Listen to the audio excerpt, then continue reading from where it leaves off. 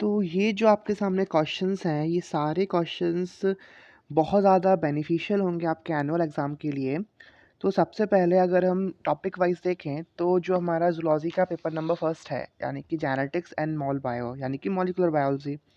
तो इसमें unit first और second, Mendelism and molecular biology, इसके क्वेश्चंस मैंने एक साथ कर दिए हैं। तो जो फर्स्ट इम्पॉर्टेंट क्वेश्चन है वो है मेंडल, और उसके जो रीजंस थे कि उसने जो पी प्लांट है उसको सिलेक्ट क्यों किया, तो यहाँ पे वो रीजंस आपको बताने पड़ेंगे। देन फिर सेकंड क्वेश्चन है लॉ ऑफ इंडिपेंडेंट असॉर्टमेंट। इस लॉ को जब आप प्रिपेयर करें तो आप देन फिर आपको लॉ ऑफ सेग्रीगेशन प्रिपेयर करना है, आपको शॉर्ट में ही प्रिपेयर करना है। फिर इनकम्प्लीट डोमिनेंस को, डोमिनेंस, इनका डायग्राम, रे डायग्राम और इनकी थ्योरी थोड़ी थोड़ी सी। देन प्लियोट्रॉपी को सिर्फ आपको 2 मार्क्स में अगर प्रिपेयर करना है तो आप 40 वर्ड्स में ही कीजिए। वेरिएशंस, उसके कैटेगरीज जो टाइप्स होते हैं उसको आप शॉर्ट ही रहने दीजिए। Then Watson and Crick model, ये बहुत इंपॉर्टेंट है, तो इसको आप विथ डायग्राम प्रिपेयर कीजिएगा और एक लॉन्ग फॉर्मेट में करिएगा। देन न्यूक्लियोसोम मॉडल, इसको शॉर्ट में करिएगा। अगर हो सके तो आपकी बुक के जो हेडिंग होगी डीएनए पैकेजिंग, आप उसको एक बार थोड़ा रीड कर लीजिए, तो वहाँ पे आपको सोलिनॉइड मॉडल जैसे कॉन्सेप्ट भी समझ में आ जाएंगे। देन फिर आप आरएनए रिप्लिकेशन में मूव कीजिए। इसमें आपको अगर देखोगे तो आपको एक एक्सपेरिमेंट दिया जाएगा मेसेल्सन एंड सथल का, जिसमें वो उन्होंने एविडेंस दिया था कि सेमी कंजर्वेटिव मेथड होती है आरएनए रिप्लिकेशन की। और आरएनए रिप्लिकेशन के जो टाइप्स हैं, आप वो सॉरी जो डीएनए रिप्लिकेशन के टाइप्स हैं आप उनको भी अच्छे से पढ़ लीजिएगा, semi conservative, conservative and dispersive.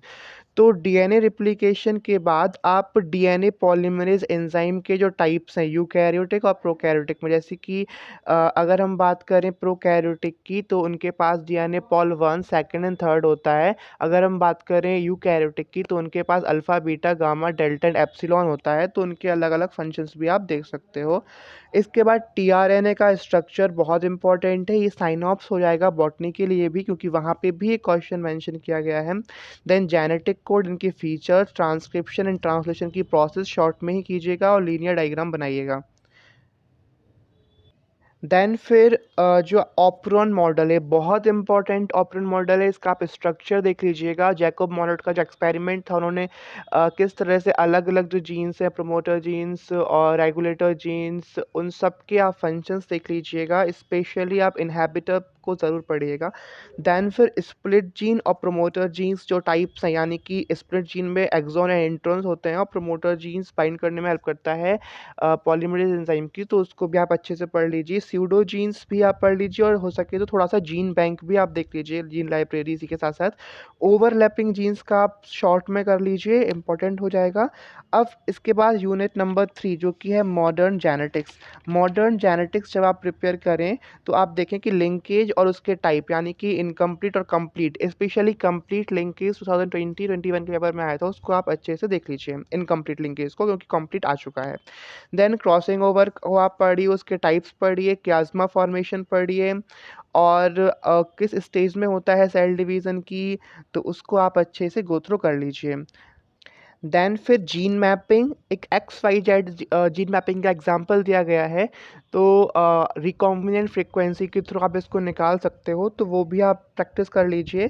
Then फिर गाइनेंडोमॉर्फ, जो आपका ड्रोसोफिला है उसमें आधी बॉडी मेल होती है, आधी बॉडी फीमेल होती है, तो उसका आप शॉर्ट नोट बना लीजिए। देन सेक्स डिटर्मिनेशन ह्यूमंस में और हनी बी में, यानी कि हेट्रोजाइगस मेल मेथड, और हनी बी में जो होता है ना ड्रॉन, वर्कर और क्वीन बनती है after feeding on royal jelly, तो आप वो भी पढ़ लीजिए, ये इंपॉर्टेंट है। देन फिर आता है आपका सेक्स लिंक्ड इनहेरिटेंस की जो 2 डिसीजेस है, कलर ब्लाइंडनेस और हीमोफीलिया, इनके क्वेश्चन सॉल्व कर लीजिए जो क्रॉसिंग दी हुई है आपकी बुक्स में, और थोड़ा बहुत इनके बारे में कैरेक्टर्स पढ़ लीजिए। लाइक हीमोफीलिया में जो ब्लड क्लॉट नहीं होता है, इसको ब्लड डिसीज बोलते हैं, ऐसे सिमिलरली आप कलर ब्लाइंड्स का भी कर लीजिए। Inversion and duplication of chromosome, ये क्रोमोसोम के स्ट्रक्चर में होने वाली वेरिएशन, इसमें ट्रांसलोकेशन वगैरह भी हैं, लेकिन वो इंपॉर्टेंट नहीं है, बट आप इन्वर्शन और डुप्लीकेशन को अच्छे से कंप्लीट कर लेना। देन फिर यूप्लॉइडी एंड एनिप्लॉइडी, ये दोनों ही क्रोमोसोमल के वेरिएशंस, उनके न्यूमेरिकल वेरिएशंस है, यानी कि अगर उनके नंबर में कुछ इंक्रीज डिक्रीज होता है पेयर वगैरह में, तो आप उसको भी प्रिपेयर कर लीजिएगा। देन म्यूटेशन एंड इसके टाइप्स, पॉइंट म्यूटेशन वगैरह, इसका आप एक ऐसे टाइप का प्रिपेयर कीजिएगा। और म्यूटाजीन्स, ऐसे सेल्स जिनमें म्यूटेशन होती है तो म्यूटाजीन्स हैं, तो उनका एक शॉर्ट नोट भी प्रिपेयर कर लीजिए।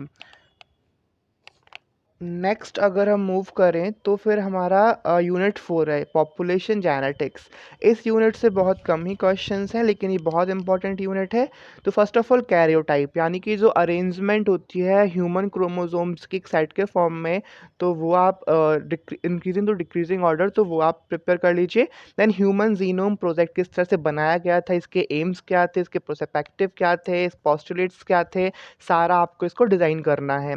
मल्टीपल एलिज्म, जब बहुत सारे जीन मिलके कोई फैक्टर या फिर इफेक्ट कंट्रोल करते हैं, that is called multiple allelism.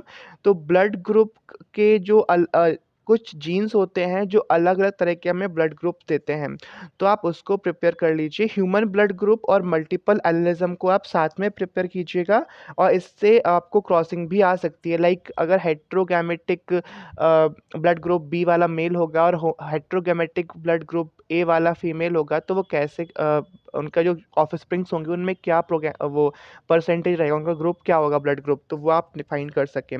इसके साथ ही साथ अगर हम आगे देखें तो नेक्स्ट फिर आप RH फैक्टर इनकम्पैटिबिलिटी, यानी कि RH फैक्टर एक वो कंडीशन होती है जब फीमेल सेकंड बार मदर बनती है तो उसकी डेथ हो जाती है, उसका जो चाइल्ड होता है वो भी मतलब डेथ, उसकी भी डेथ हो जाती है।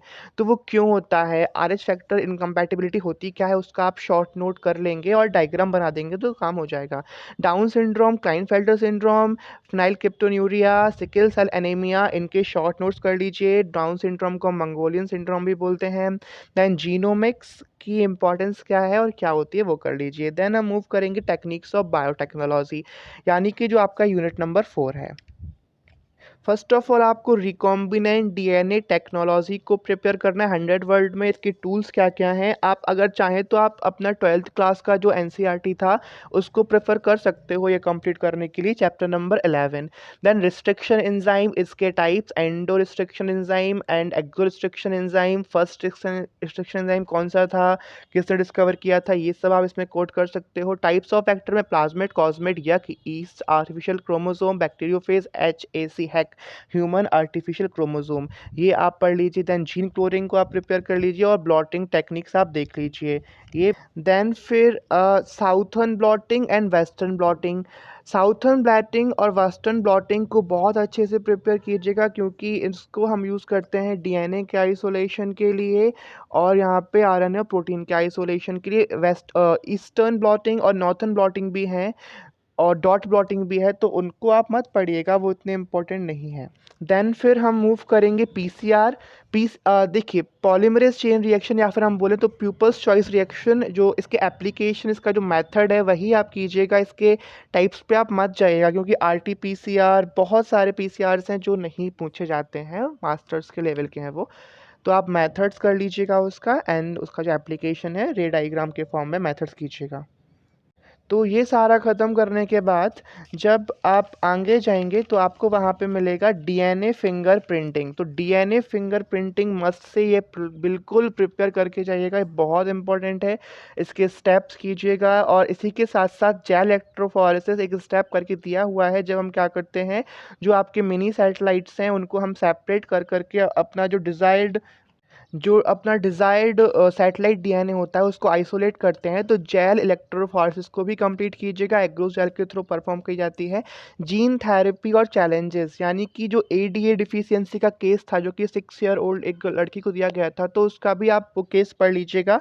एंड देन फिर जीन थेरेपी होती क्या है कि जब हम क्या करते हैं, एक डैमेज जीन को रिप्लेस कर देते हैं एक फंक्शनल जीन के साथ, दैट इज़ जीन थेरेपी। उसकी टेक्निक क्या होती है, चैलेंजेस क्या क्या है, बहुत ज़्यादा कॉस्टली है वगैरह वगैरह, प्रिपेयर कर लीजिएगा। इसके बाद थोड़ी देर बाद मैं जो आपका इकोलॉजिकल बॉटनी जूलॉजी है, यानी कि पेपर नंबर 2, उसके सारे क्वेश्चंस चैनल पे अपलोड कर दूंगा। Thank you for watching the video.